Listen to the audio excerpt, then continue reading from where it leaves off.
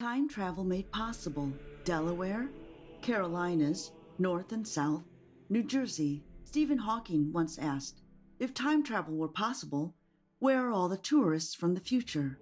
Oh, hey, here we are. Liber-Tea has found a way to travel back in time to seek out truths, bust some myths, and share some fun facts along the way, all through the magnificent opportunities that time travel makes possible through internet research. Join us now for Time Travel Made Possible, settling the 13 colonies alongside Native Americans. Like, subscribe, comment, and share as we journey to find out about this fascinating time in U.S. history. So let's travel to Delaware.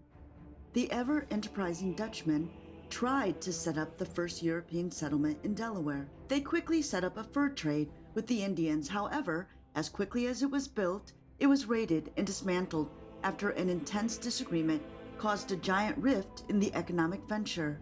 Then, a few years later, Swedish explorers tried in Fort Christina, now Wilmington, Delaware, but were unable to secure permanency. The English took over and operated it as part of New York in 1682, but it wouldn't be until about 100 years later that Delaware would be officially named as such and find its official status as a bona fide state. While we know them as North and South today, Carolina was settled early on through much conflict, hardship, and political struggle. Open rebellion from colonists and Native Americans alike and felonious pirates gave the colony a dangerous reputation during this time. Imagine the turmoil and struggle in this new land. However, as with all these colonies, new societies alongside farms, villages, and quietly functioning local governments were erupting. For a period of time, Carolina was redirected under kingship rule, and the struggle became peaceful for the next few decades. The colonists enjoyed a bit of rest and concentrated on building a steady and prosperous life. It wouldn't be until an administrative move in 1712 by the governor at the time officially divided the colony into North and South. Let's now direct our focus to New Jersey. We can trace New Jersey's history back to about 10,000 BC, starting with the Delaware Indians, which means original people or genuine people. They spoke the Algonquin dialect. Then, around 1524, the Italian navigator and explorer Giovanni da Verrazzano became the first foreigner to explore New Jersey. Soon after, Henry Hudson, an English trailblazer, sailed through what is now called Newark Bay.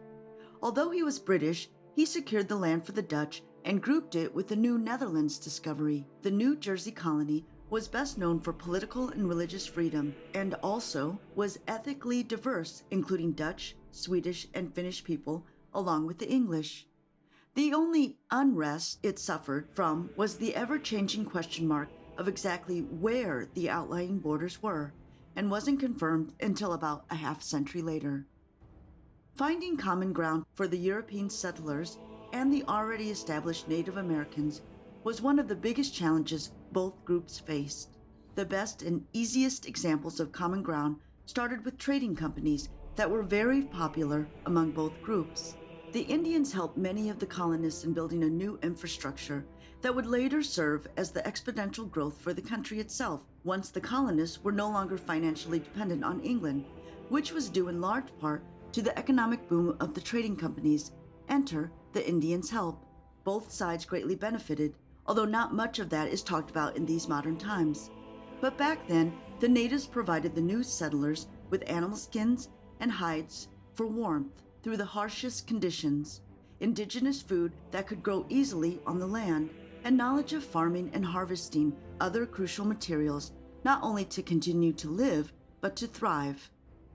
The settlers provided their own goods and services, namely different types of breads and currency known as wampum that could be used at the various trading posts and local mills.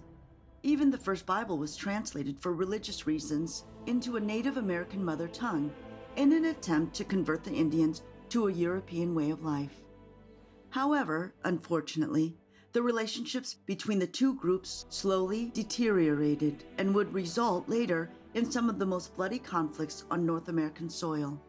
Be sure to like, subscribe, comment, and share with your friends, workmates, family members, young and old. this and other Liber-Tea videos. Anyone you think would be interested in learning more about the beginning of what will eventually become known as the United States of America.